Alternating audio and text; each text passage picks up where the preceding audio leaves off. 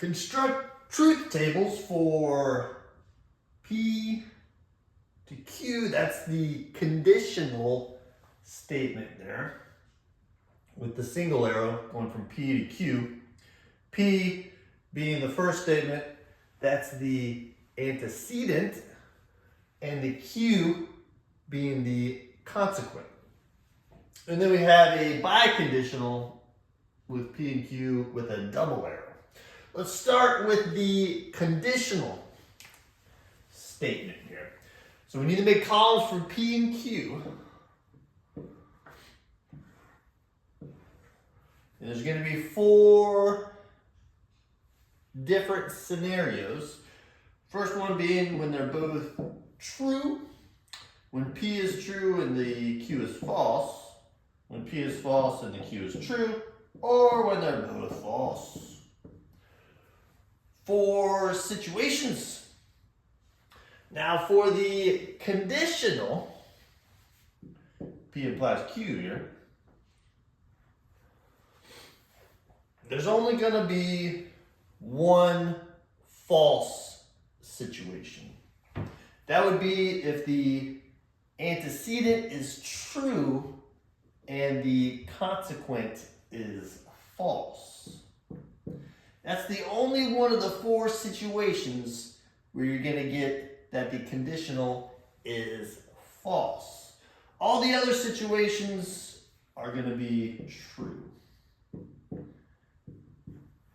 That is the conditional statement there. All right, let's make a truth table for the biconditional. We're going to set it up the same way. We got 4 situations. Let's always try and set it up the same way. So we got true, true, true, false, false, true, and false, false. Now the biconditional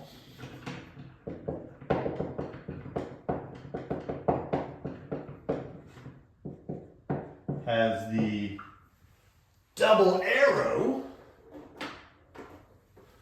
The biconditional is only true if both statements have the same value. Like if they're both true, then the biconditional is going to be true.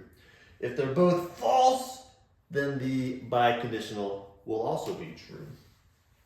So there's 2 true scenarios there for the biconditional.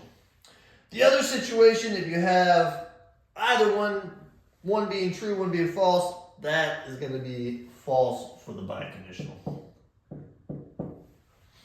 That is how you're going to make truth tables for the conditional and the biconditional. Remember, the conditional is only false if it goes from true to false. Otherwise, it's going to be true.